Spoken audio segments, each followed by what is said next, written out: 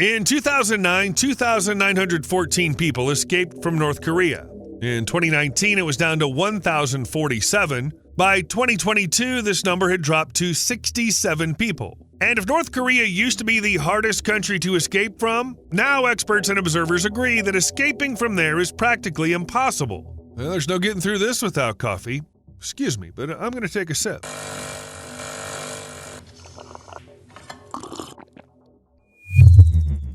Just an unobtrusive reminder for those who forget to hit the like button, don't forget to do it. To start with, we need to understand what North Korea's borders look like and what the government does to prevent people from leaving the country. From the beginning of the COVID-19 pandemic in early 2020 until now, North Korean authorities have shut down the country's borders with reinforced fences, guard posts, strict controls, and new regulations. Of course, this started much earlier. The North Korean government has been controlling its people for decades. But under Kim Jong-un, after he took power in 2011, control was stepped up, particularly on the northern border with China and Russia, which has drastically reduced the number of people crossing it. Getting past concrete walls and high-voltage fences is incredibly tough. Since late 2021, there have been unconfirmed reports about landmines buried along the Tumen and Yalu rivers to stop people from crossing the border into China. Later on, media sources with ties to North Korea reported that the authorities started placing landmines around the northern border since August 2023. These mines claimed the lives of 6 people in 2023 alone. But mines weren't the only problem. Almost the entire border is now lined with fences. And these are secondary and tertiary layers that didn't exist before 2019. And now they've even been upgraded. New garrisons, extended patrol routes, watchtowers, guard posts, and fences. Fences. Along the 200 miles of linear border in the 6 regions analyzed, observers found a total of 462 miles of fencing. Sure, these barbed wire fences were around before, but back then, people wanting to escape North Korea could bribe the guards. Now they've got people from different departments stationed at the border to keep an eye on each other and report anything suspicious. The guards were also ordered to shoot anyone who entered the security zones, and nighttime bans on car and train traffic near the fences only made things worse. But the authorities thought that wasn't enough.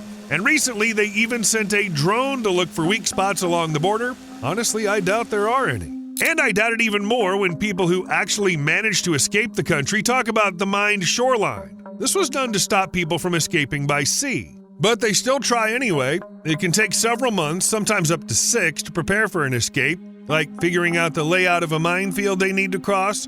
Yes, people actually do this, walking around pretending to gather medicinal herbs while secretly memorizing the locations of the mines. Again, this is all based on people's stories and articles, so you be the judge if it's true or not. What about the southern border? The Korean Demilitarized Zone is a strip of land dividing the Korean peninsula into 2 almost equal parts. The northern one, North Korea, and the southern one, South Korea. Although it's called a demilitarized zone, it's very militarized. It stretches around 155 miles in length and is roughly 2.5 miles wide. This zone has become a place where many people have died, both military and civilian, from both sides. In the end, the border between North and South Korea is considered one of the most heavily guarded stretches of land in the world. And here too, there are dozens of mines, fences, barbed wire, watchtowers, basically everything you can imagine to make the zone incredibly hard to cross. But because people simply can't be there, over 6,000 species of animals and plants live in the demilitarized zone, a nature reserve created by war. But that's a whole different story. It's more important to understand where the demilitarized zone came from in the first place. It all started with the Korean War, and like any war, it was terrifying. By various estimates, 2 to 3 million civilians died. Then in 1953, an armistice was signed. By the way, legally speaking, that's not peace, so the war is technically still going on. The North and South used to be separated by an almost impenetrable border. No one could cross it. After that, the 2 countries began developing side by side. In the following decade, South Korea modernized, becoming one of the wealthiest and most technologically advanced countries in the world. North Korea, on the other hand, became increasingly isolated. The issue, though, is that leaving North Korea illegally is considered a crime. Those who do it unlawfully are often regarded as traitors, defectors, deserters, and all that. The punishment for trying to leave the country without the authorities' consent is a minimum of 5 years of hard labor. What about legal travel? If you sum it up, it's pretty bad. North Koreans generally can't travel freely around the world. Leaving the country and entering it again are tightly regulated. The list of people allowed to leave the country is very small. It includes, for example, diplomats, elite students, hired workers, and athletes. And all of them are under very close surveillance by the authorities if they do get permission to leave North Korea. Ordinary people can't even dream of leaving the country legally, so they escape. The most common strategy for so-called deserters is to cross the border between China and North Korea. The border there is large, and it seems like there are more opportunities to cross it. At least that was the case before. If defectors manage to get to China, they usually travel further to some third country. Since China is a relatively close ally of North Korea, there's a serious risk that they might get caught there and sent back. So most of the time, defectors try to get to South Korea. It's not a short path. First, you need to cross the border between North Korea and China, then get to its southern border from there, make your way to Vietnam or Laos, and then to Thailand. From there, defectors are often sent to South Korea. And this route is still considered simpler than going directly to South Korea. In very rare cases, defectors manage to escape through the heavily guarded Demilitarized Zone, but these are more like exceptions that prove the rule. Crossing this border is impossible. It's easier through China. Although this path is full of dangers that some don't even realize until they face them head-on. Almost the entire northern border of North Korea runs along rivers. On the left side is the Yalu River, and the other part of the border with China and the entire border with Russia coincide with the Tumen River. So if people want to leave North Korea through the northern border, they need to cross one of these rivers. In Russia, in the Far East, about 10,000 North Koreans live, many of whom fled from labor camps, and all were forced to cross through the Tumen River. To put it mildly, doing this is not easy. Many defectors drown while trying to do it because they're just not ready for the dangers of the wild. This is because those who choose to desert often spend their entire lives in the city and are not well adapted to what's beyond it. Besides, when crossing a river, you need to do it quickly to avoid getting caught by an armed patrol. But people usually don't know where the water's deep and where it's not. During the rainy season, the river water rises, which also increases the risk of not making it to the other side. Even a prepared person can easily drown due to the strong current. To give you an idea of the numbers we're talking about, in 1961, 245 corpses were found in the rivers Yalu and Tumen in North Korea. It's assumed that all these people drowned while trying to cross the border. Also, a long time ago, the Chinese Ministry of Foreign Affairs expressed concern about the large number of people risking their lives crossing the border with North Korea. You might wonder, why is the data so old and vague? The answer's simple. North Korea doesn't share this kind of information. Plus, it's physically impossible to count how many defectors have died in rivers over all this time. There are likely many more. People say it's simpler to cross the Tumen River than the Yalu River because the Tumen River is shallow and narrow, and in some spots you can cross it not just by swimming, but even on foot. The Yalu River is a whole different matter. It's deep, wide, and fast, but that doesn't stop defectors, even if they don't know how to swim. Moreover, before crossing the river, you have to hide in the forest for a few days waiting for the right moment. And the water in the river is cold, so it can easily cramp your muscles. But let's say a person managed to cross the Yalu River, now they need to keep going. Staying in China might be dangerous, so many decide to get to Mongolia. But on the way there, fugitives face another natural challenge. To get through this route, you'll have to cross the Gobi Desert. Here's the upside. If a person survives, they basically get a free plane ticket to South Korea. But first, they need to survive. The route from the border of China and North Korea to the capital of Mongolia is almost 2,000 miles. First, you have to travel across the vast sandy plains of the Gobi Desert with your headlights off to avoid patrols. Then you have to walk along the fence and pray not to run into Chinese border guards, because if you do, there's literally nowhere to hide in the desert. People literally try to bury themselves in the sand. If you don't get caught by the Chinese border guards, you only have to cut the fence and run before the Mongolian officials stop you. After that, you're safe. But this is just a rough description of the path. People who've gone through it say that they were constantly suffering from the heat, the water ran out, and there was a real risk of dying like this right in the middle of the desert. It's hot during the day, but at night, it's no better. Like in any desert, in the Gobi, night means torturous cold. In winter, nighttime temperatures can drop to minus 40 degrees Fahrenheit. And although these are extreme cases, an average of minus 4 degrees Fahrenheit when you're in the middle of the desert can also be a harsh challenge.